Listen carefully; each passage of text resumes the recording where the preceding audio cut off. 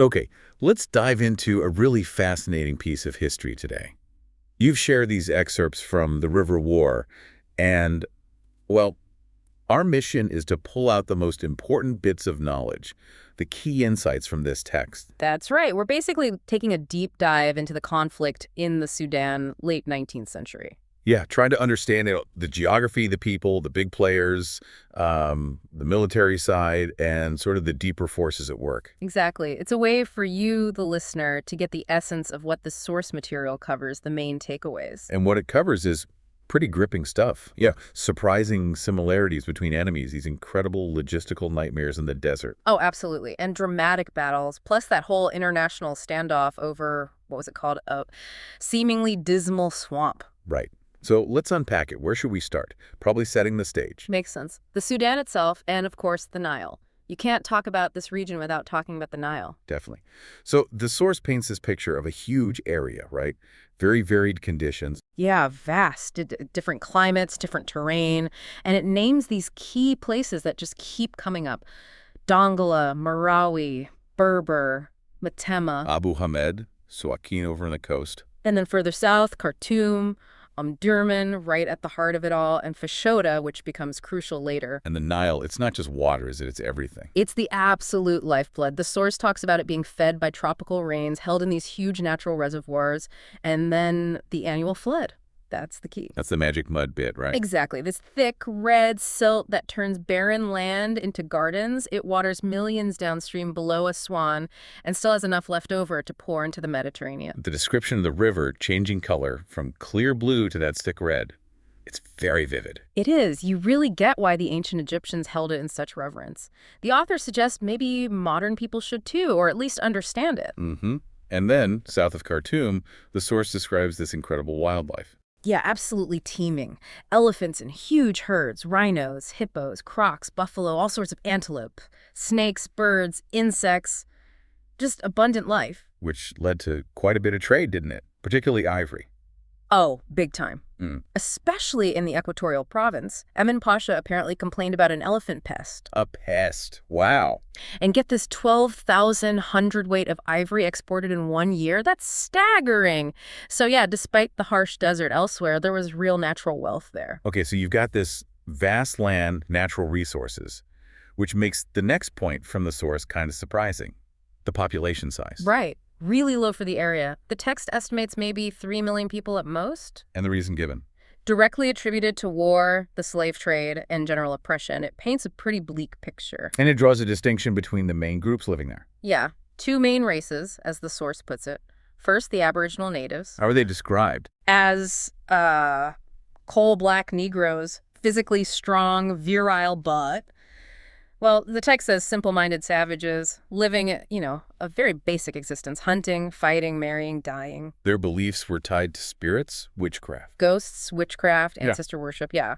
The source credits them with some virtues of barbarism, like bravery and honesty, but also calls them uniformly cruel and thriftless. Living in squalor. Their history is summed up as a confused legend of strife and misery. It's quite a harsh depiction, reflecting the viewpoint of the time, of course. Okay, and the other group? The Arab settlers. Fewer in number initially, but seen as more powerful due to, quote, intelligence and character? They arrived over a long period. Centuries, yeah. Continuous migrations starting from the early Islamic era, from Arabia, Egypt, Morocco. The source uses this image of them spreading like water soaking into a sponge. Imposing their ways. Customs, language, yes. And crucially, Islam's influence over 1,000 years gradually changed things, blending the populations. It wasn't clear-cut, black and white separation everywhere. No, definitely not. A real spectrum. In the north, the source says the mix was complete, a distinct Arab Negro race. Down south, further west, less change, and everything in between. Some tribes fully adopting Arabic and Orthodox Islam, others mixing it with older ways. Exactly. But the key point the source emphasizes is that originally these were two quite distinct groups. And there's a comment in the text about mixed races. There is. The author offers a view common at the time, saying mongrels rarely have admirable qualities, specifically mentioning the Arab-Negro blend. Again, it's important to note this reflects the perspective within the source itself. Right, so this complex mix of people, often living under hardship. This was the backdrop for the revolt. Precisely. The source is very clear. Egyptian misgovernment created widespread misery. That was the fertile ground. And there was a specific belief, a prophecy. Yes, among the Shukri people in Nubia, they believed a second great prophet, a Mahdi, would come during a time of trouble to purify Islam. So people were actually looking for this figure. Actively searching, asking holy men, ascetics, are you the one? Enter Muhammad Ahmed. Exactly. He was already known as an Arab priest, a reformer. The source says he consciously decided to use this Mahdi prophecy. How did he build his following? He returned to Alba Island, received pilgrims, and crucially, he'd accept valuable gifts but immediately distribute them to the poor. That must have gained him a reputation. Huge. He became known as Zahed, the renouncer of earthly things.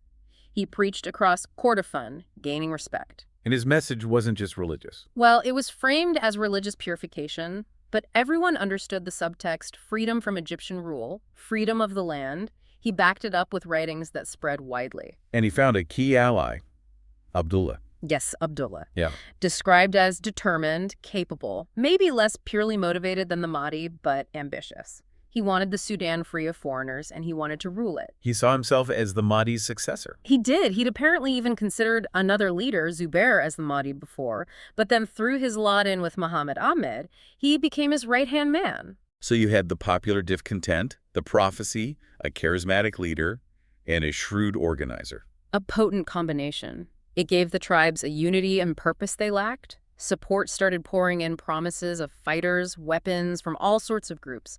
The movement snowballed. But it couldn't stay secret forever. No. A Sheikh Sharif, who had some history with Muhammad Ahmed, warned the Egyptian government. Was he believed? Not at first, apparently, maybe because of that personal history. But then other, more trusted sources confirmed the unrest. So the Governor General, Raouf Pasha, had to act. He summoned Muhammad Ahmed to Khartoum. That was the flashpoint. And they chose defiance. Muhammad Ahmed and Abdullah. A massive risk. As the source points out, even a weak government can usually crush the start of a revolt. It took real courage. A messenger was sent to Abba with the summons, or ultimatum. Meanwhile, what was the British position? Officially, Yeah. hands off the Sudan. But they sort of tacitly allowed Egypt to try and keep control of the south despite Egypt's own problems. And how did they see the Mahdi? Both the British and the Egyptians just saw him as a false prophet. But for the Sudanese people, he was the Mahdi, the expected one. That fundamental difference in perception is key. It really is. And speaking of key figures, the source makes this really striking comparison between General Gordon and the Mahdi. It's fascinating, isn't it? The author sees these deep similarities.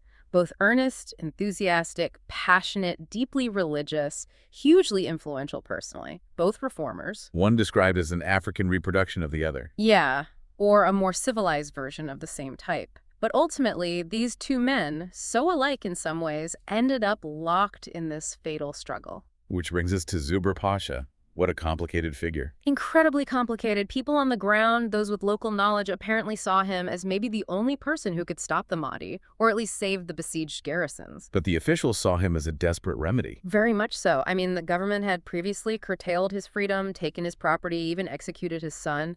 So yeah, turning to him was a huge deal. And the British government was hesitant. The source also mentions the Egyptians weren't keen on Gordon because he was Christian. Right. Given the religious element of the Mahdist uprising, the Egyptian government was wary of putting a Christian in charge. Then someone, in what the author calls an evil hour, suggested Gordon. But the experts, and eventually Gordon himself, argued strongly for Zubair. Gordon had a mystic feeling about it. That's the phrase used. A sudden, strong conviction that Zubair was necessary. He formally demanded Zubair be sent from Khartoum, and Sir Evelyn Baring and basically everyone with Sudan experience backed him up strongly. He called him the only possible man. A very vigorous demand. But London, Flat refusal. absolute refusal to have anything to do with Zubair, and that decision had massive repercussions, leaving Gordon dangerously isolated. We see that isolation and maybe his rigid morality in this story about Slatin Pasha. Yes, Slatin was a prisoner of the Mahdi and appealed to Gordon for help escaping. And Gordon's initial reaction was quite cold. Incredibly so, in his journal entry quoted. Something like, "I have no remarks to make, cannot make out why he wrote." He pitied him later, but still refused. He did, because Slatin had given his parole, his word, to the Mahdi. And Gordon considered that absolutely sacred, just like a promise to any government. He thought helping him escape would endanger others. Yeah, other European prisoners. Yeah. So he refused. Even though Slatin suffered terribly afterwards, chained up, fed raw grain, Gordon just noted it impassively. It shows that absolute adherence to principle. It really does. Yeah. But it also meant he lacked men he could trust, like Slatin, for vital missions. He wrote about being weary, needing reliable people. So the Mahdi wins, Khartoum falls, and this dervish empire emerges. What was it like, according to the source? Well, it unified the tribes, which was something, but fundamentally it was a military state and a brutal one. Characterized by? Justice taking a backseat to expediency. Total indifference to suffering. No ethics to speak of, lacks morals, complete ignorance of economics. The source calls it unprogressive, costly, tyrannical. Pretty damning. It led to ruin. Impoverished provinces, ruined trade, oppressed people, even the military itself became demoralized. The source goes so far as to say it was probably the worst kind of military rule. Lacking any redeeming qualities. Except courage, apparently. No honor, no patriotism, no elegance, just born from war, lived by war, and eventually fell by war. From Khartoum's fall to Omdurman 13 years later. And the Mahdi himself, after the victory, became absolute ruler. The source claims he indulged in gross excesses, setting up a large harem. And this behavior trickled down. The look changed too, from simple rebels to the gaudy jibba of conquerors. The symbol changed. And he moved the capital. Yes. Khartoum was deemed unhealthy. He started building Omdurman across the White Nile. First the mosque, the arsenal, his own house. But he didn't get to enjoy it for long. No. Died just 5 months after finishing those buildings. Barely tasted that supreme power. Which brings the Khalifa Abdullah to the forefront. And his first priority, according to the source, power for his own tribe, the Taisha Bagara. How did he achieve that? He basically summoned them to Omdurman, about 7,000 warriors, his kinsmen, promised them everything: wealth, wives, land, power. Take possession of the lands. And he made it easy for them. Paved the way, built granaries, had boats ready, gave them new clothes from the state treasury, even cleared out a whole district for them by force. And they could do no wrong. Pretty much. Robbed, plundered, swindled, with impunity. Result. He created this core group totally loyal to him because their own position depended entirely on his. They were hated by everyone else, but they were fierce and strong. And they formed the key part of his control structure. Exactly. The Taisha Bagara controlled the Black Jihadiya, the former Egyptian soldiers who now served the Khalifa. And the Jihadi controlled the Arab army. In the capital, yes. Yeah. And the capital's army dominated the provinces. It was a layered system. And the ultimate control mechanism. Weapons. Centralizing all the modern weapons. Cannons, rifles, ammunition in the Omdurman arsenal. Only specific groups got firearms regularly. The frontier armies, his Taisha kinsmen, his personal bodyguard. So the general population in Omdurman. Mostly spears and swords. Rifles were only issued when absolutely necessary, and cartridges handed out sparingly, just for immediate use. It's incredible, that level of control over millions across such a huge area. A stark lesson in how controlling arms and cultivating a loyal elite can maintain power, however brutal. Okay, so that's the dervish state. Now let's look at the campaigns to reconquer the Sudan. It wasn't quick. No, there was that long pause, nearly a year after Dongola was taken. Then came the Battle of Firket in '96. That one went well for the Anglo-Egyptian force. Very well. Good planning, long night march, the columns arrived on time, quick enveloping attack, showed the troops were well trained and the officers knew their stuff. Casualties were relatively light on one side, heavy on the other. Yes. Minimal British and Egyptian losses compared to the dervishes. The official estimate was 40 emirs and 3,000 killed. Big morale boost back in England. And the Dongola campaign itself secured the province. Right. Restored it to Egypt, captured prisoners, weapons, and crucially, opened up the Nile for gunboats for a couple 100 miles. The army could then base itself at Marali, below the Fourth Cataract, ready for the next stage. But that next stage depended heavily on the railway. The railway, yes. A total necessity, the source calls it. They had to rebuild the old line and push it further south into the desert. And that was fraught with problems. Huge problems, not enough skilled workers, so they formed this railway battalion, a real mix of people, even dervish prisoners, apparently. Locomotives breaking down. Constantly. made scheduling impossible. Engineers were apparently mocked by critics back home, and then came the flood. Right, the cyclonic storm in August. That sounds unbelievable. It does. Because it was considered a rainless area, they'd laid the track in the bottom of valleys, wadis, basically without building culverts for drainage. So when the flood came, It just covered the line, washed away the ballast, destroyed the embankments, miles of track left hanging in the air, a complete disaster for the supply line. she shows how the environment itself was a major enemy. Absolutely. And the description of life at Railhead, this temporary town of thousands in the middle of nowhere, just sand and heat. Connected only by those railway lines. Yeah. The routine sounds grueling. Up before dawn, working all day in the heat, laying track, the engine pushing them back at night. That image of the campfires, like a ship at sea, really captures the isolation. And beyond the railway, just the basic logistics of supplying the army. Monumental. 1,000 miles from base, in a desert. Colonel Rogers is mentioned as the man who managed it, the feeder of armies. But supplies weren't the only invisible enemy. Disease. Cholera. It hit the camps hard, very deadly initially. The source mentions nearly 800 deaths out of the first 1,000 cases in one stretch. More than just numbers, though, the psychological impact. Huge. This silent, terrifying way to die. Worse than battle in some ways. Caused depression, moodiness, loss of spirits. Except the British officers tried to keep a stiff upper lip. The source says they maintained a stony cheerfulness, trying to keep morale up, even though their developed imaginations perhaps made them suffer more inwardly. It really drives home the mental strain. So, logistics slowly improving, disease taking its toll. The military moves continued towards Abu Hamad. Yeah, regular patrols. When a dervish emir started raiding nearby, Captain Le Gallais decided to attack his force at Abu Hamad. He thought it was just cavalry. Seems so, but when he attacked at dawn, he found riflemen in trenches too, plus the cavalry. Gunboats provided support, firing on the dervish fort there. But getting those gunboats further upriver was a problem. Okay. The Fourth Cataract. A major problem. They tried in late 1897. The current was just too strong. One boat, the Tamai, nearly capsized and was swept back. Foul play suspected. The source mentions it was attributed partly to the current, but also possibly to locals misleading them. Whatever the reason, the Fourth Cataract proved impassable for the gunboats at that time. Delayed the river advance by almost a year. So they had to go overland to Abu Hamad. Exactly. A column marched across the desert from Marawi over 120 miles. A tough march, but they took the town. And that opened the way to Berber. Yes. The dervishes evacuated Berber after Abu Hamad fell. Kitchener then faced the big decision. Occupy it or not. High stakes. Strategic importance versus risk. Huge strategic importance, control the waterway, secure Suakin route, big morale boost. But also risks, stretching the lines further. He went for it. Occupied Berber. What was Berber like then? According to the source, pretty rundown.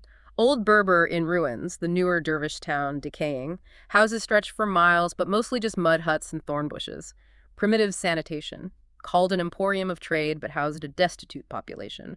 Shows the state of the region under dervish rule. Another key location was Kassala. Why was that important? Vital for defending Suakin on the Red Sea coast. And it offered another potential route towards the Nile. Italy had been occupying it temporarily. So a handover was arranged. Yes, December 1897. Kitchener met the Italian General Caneva. Egypt took over the fort, bought the stores and weapons. Some Italian irregular troops even joined the Egyptian army. The Italians were okay with it. The source says they were courteous, but maybe a little disgusted underneath it all. And the handover ceremony itself. Quite formal, on Christmas Day. At the mud fort described with a cotton factory keep and a chimney lookout, flags raised, salutes fired, Kassala was back under Egyptian control, a significant piece of the puzzle. Okay, so piece by piece, stage is being set for the final act at Omdurman. Exactly. New gunboats were ordered. The army was assembled. British division, Egyptian division, cavalry, camel corps, artillery, the river flotilla. The source lists all the units, a major force. And the next big step was the Battle of the Atbara. Early 1898. They believed the dervish army under Emir Mahmud was losing heart, so it was time to strike. The Anglo-Egyptian force advanced. And the battle, April 8th. A decisive victory. The source doesn't detail the fighting much in the excerpts we have, but confirms the outcome. Heavy dervish losses again, around 40 emirs and 3,000 men killed, compared to much lighter Allied casualties. After that, the army waited out the summer. Yes, settled into camps at Atbara, Berber, and other locations, preparing for the final advance on Omdurman when the Nile rose again. The description of the Sirdar's camp just before the battle is quite evocative. It is, protected by a zareba, a thorn bush barrier, and a flooded ditch. You get this picture of the orderly white tents of the British, the less formal shelters of the Egyptians and Sudanese, Kitchener's tent with the flag. And the riverbank packed with boats. Like docks of a busy city, yeah. A massive concentration of power ready for the climax. Which came September 2nd, 1898. Omdurman. Yeah. It started with the gunboats. Yes, bombarding the city, hitting the walls, the arsenal, the Mahdi's tomb, the Khalifa's house, driving off the dervish gunners, but inevitably causing civilian casualties too. There was action on the other bank as well. Arab irregulars were supposed to help the gunboats take some positions, but the source says they were hesitant, stopped short, fired randomly, danced around, until a reserve unit charged. And on the main battlefield, the Kariri Ridge, Mounted troops were sent to check a dervish flanking move. which led to the famous charge of the 21st Lancers. Absolutely iconic moment. They charged across what looked like open ground. And then suddenly, this hidden ravine, the core. Yeah, and it was packed with dervishes who sprang up yelling, a dense white mass. The collision must have been brutal. Prodigious, the source calls it, a stunning shock. Lancers and dervishes went down in a heap, but the charge's momentum carried the cavalry through. The fighting wasn't over then. Not at all. As they scrambled out of the core, maybe 1,000 dervishes were right there with them, fighting hand to hand. The author stresses how rare it is for determined infantry to actually clash like that. Each lancer apparently had an incredible story. It was chaos. After the battle, entering Omdurman itself, the description is horrific. Truly grim. Worse than the suburbs, it says. Bombardment damage, bodies everywhere, wounded crammed into houses, the smell of decay. Just awful. People were surrendering. Many were, terrified, proclaiming loyalty. Piles of surrendered weapons. But fighting continued in pockets. Dervishes who resisted were shot or bayoneted. And the Sirdar rode through it all to the Mahdi's tomb. Yes. Even there, a couple of fanatics attacked his escort, a symbolic spot at the end of one rule, the beginning of another. What about the Khalifa? How did he react to the defeat? With singular composure, according to the source, realized his army wasn't rallying. He rested, ate, said a prayer at the Mahdi's tomb. They just left. Heard the Sirdar was entering the city, got on a donkey with his main wife and a few others, and rode south pretty calmly. Met up with fast camels later and joined the routed army. The source seems amazed he found anyone still loyal after such a disaster. Incredible. But the story doesn't quite end there. There's the Fashoda incident. Right. Almost immediately after Omdurman, a steamer returning from the south reported being shot at by Europeans. Caused a stir. Huge excitement. Who could it be? Belgians, Italians, French, British. The proof was in the bullets. Exactly. Small caliber, modern, nickel-covered bullets extracted from the boat. Definitely a civilized force, not locals. But the flag wasn't clear? Nope, just bright colors according to the crew. And the place was Fashoda. What was significant about it? Location, location, location. On the west bank, slightly raised ground that became an island during the flood season. Crucially, it was the only viable landing spot for miles, and camel routes met there. Fertile land, but not much used. Apparently very fertile. The French officers who were there even managed a vegetable garden despite rats. But the local tribes, Dinka and Shilluk, only grew what they needed, so it wasn't well cultivated. And the climate. Awful. Pestilential. Malaria was rampant, debilitating for outsiders. A later report showed hardly anyone in the garrison was fit. So this dismal island was where the French expedition under Marchand turned up. Setting the stage for that major diplomatic crisis between Britain and France over control of the Upper Nile, a direct result of the campaign's success. Okay, let's pull back and look at the source's reflections on the whole thing. The cost versus the gain. It gives figures. Yeah. Just over 2.3 million total cost, about 1 million of that purely military. And for that price. The source argues that for under 2.5 million sterling, they ran a nearly 3-year campaign with 25,000 troops, including 8,000 British. Defeated an enemy that started at maybe 80,000 strong. And reconquered this absolutely vast territory, a land that supposedly once supported 20 million people. Plus the infrastructure. Right. The rest of the money bought 500 miles of railway, expected to pay its way eventually 900 miles of telegraph, and the fleet of steamers, which proved invaluable. So, tangible assets gain. And the strategic gains. The source presents an ideal picture first. Yes. The idea of reclaiming the land from barbarism, bringing peace, justice, ending slavery, developing the economy, increasing happiness. The noble goals. But it immediately contrasts that with the reality. Oh yes, the ugly scaffolding. Greedy traders, inappropriate missionaries, ambitious soldiers, lying officials filling the gap between conquest and good governance, industrious people starved by imperialism, tribal people fighting back fiercely against philanthropic invaders. It's a very critical perspective offered alongside the ideal. It also mentions unifying Egypt and the Sudan. Seeing their futures as linked, needing to work together, the author believes history will ultimately judge these aims as justifying the whole enterprise. And for Britain specifically. A stronger grip on Egypt. Joint control of the Upper Nile creates another bond. Command of the river is a powerful weapon. And Fashoda effectively ended French influence. Destroyed it, the source claims. Their remaining legal power to obstruct finances is described as like a body without a soul. Plus, Britain gained a huge territory in its own right. Finally, the source reflects on the Mahdi again. What drove his movement initially? Social and racial misery. The people were too crushed to revolt for material reasons alone. The Mahdi provided the spark, the enthusiasm. Responsibility for the bloodshed is shared. Yes, Mahdi. Unjust rulers, bad generals, indecisive politicians back home all bear some blame.